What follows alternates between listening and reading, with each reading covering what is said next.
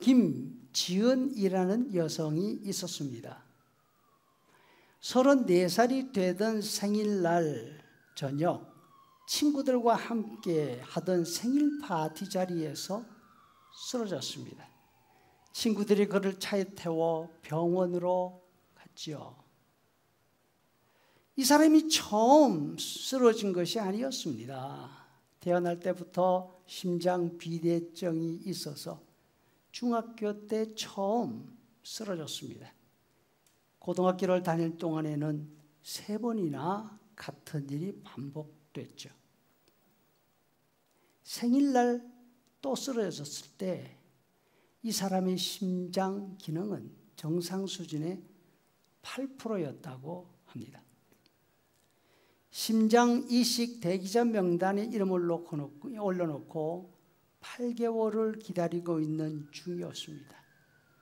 고통스러운 기간이었습니다. 거부 반응 때문에 몸이 너무나 아파도 그 약을 계속해서 먹어야 했습니다. 매일 약물 주사를 맞으며 오늘 밤은 어떻게 넘겨야 하나 이런 생각을 했습니다. 약 거부 반응이 오면 눈앞이 하얘지고 구역질이 났습니다. 초록빛 슬개접이 올라올 때까지 구토를 했습니다. 드디어 기다리던 기증자가 나왔습니다. 수술 중에 사망한 여성이었습니다. 수술실 침상에 누워서 살 수 있을까? 이식이 잘 될까? 생각하고 있었습니다. 면역 억제 주사 거부 반응이 너무나 심했습니다. 의료진은 가족에게 아무래도 마지막을 준비해야 되겠다고 말을 했습니다. 가족과 친척, 친구들이 다 다녀갔습니다. 다행스럽게 이식 후 닷새가 지나자 깨어났습니다. 이식을 받은 지 5년이 지나 김지연 씨는 엄마가 되었습니다. 임신과 출산 모두 쉽지 않았습니다. 이식 후에도 면역 억제제를 꾸준히 투약해야 했기 때문입니다. 면역 억제제가 태아에게 기형을 일으킬 수 있다는 말을 듣고서 임신 기간 중에는 억제제를 먹지 않겠다 하는 위험을 감수했습니다. 딸이 태어났습니다. 기자가 이 사람에게 묻습니다. 심장 이식이 당신에게는 어떤 의미입니까?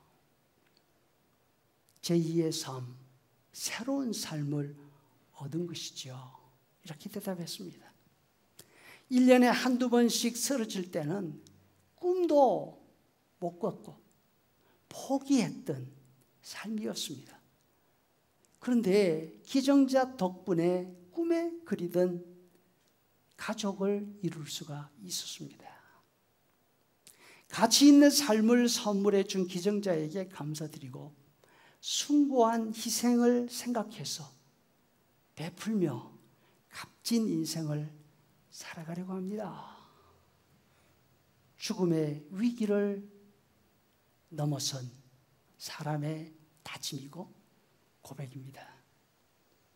오늘 본문에서 바울 사도가 말씀합니다. 14절 한 사람이 모든 사람을 대신하여 죽었은즉 모든 사람이 죽은 것이라. 15절에 그가 모든 사람을 대신하여 죽으심은 살아있는 자들로 하여금 다시는 그들 자신을 위하여 살지 않고 오직 그들을 대신하여 죽었다가 다시 사신 그분을 위하여 살게 하려 함이라. 바울 사도의 삶은 예수님을 모르는 사람들에게는 말할 것도 없었고요.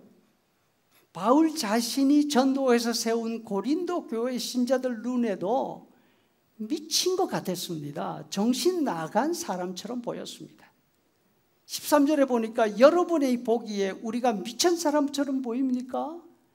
그렇다면 맞습니다. 우리는 하나님께 미친 사람들입니다. 그러나 우리는 미친 것이 아니라 제정신입니다. 그리고 여러분을 위해서 우리가 어떤 일을 감당해야 하는지 정확하게 알고 그 일을 위해서 살아가는 것입니다. 우리가 이렇게 살아가는 이유는 바로 죽음을 경험한 사람들이기 때문입니다. 우리는 다 죽음의 문턱에 서 있었는데 그리스도께서 우리를 대신하셔서 죽으셨지 않습니까?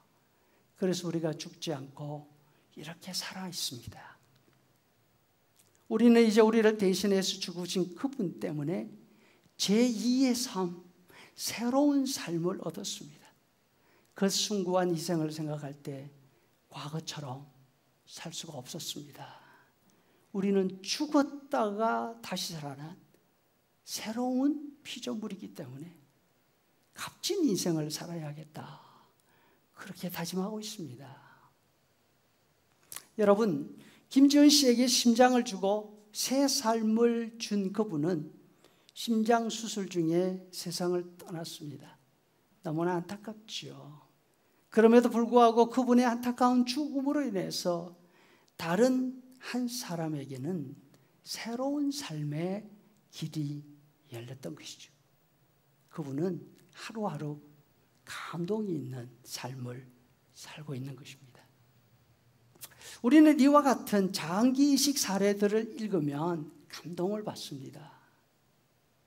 하지만 우리를 대신해서 장기가 아니라 온 몸을 내어주시고 하늘의 영광을 내려놓으신 예수님의 희생에 관해서는 얼마나 생각하고 얼마나 감동을 받고 있습니까? 장기 이식 받은 분의 삶이 바뀌었듯이 예수님의 죽음이 우리의 삶을 바꾸어 놓아야 하지 않겠습니까? 바울 사도가 고백합니다. 전에는 나사렛 예수를 죽음 마땅한 죄인으로 생각했지만 이제는 생각이 달라졌습니다. 그분은 나를 위하여 자신의 모든 것을 희생한 나의 구주, 나의 하나님이십니다. 이제 나는 그분을 위해 살고 있습니다. 예수님을 믿는 나와 여러분, 바울 사도의 고백이 올 한 해 예수님을 믿는 나와 여러분, 우리 모두는 바울 사도의 고백이 우리의 고백이 된 그런 한 해를 살아갈 수 있기를 소원합니다.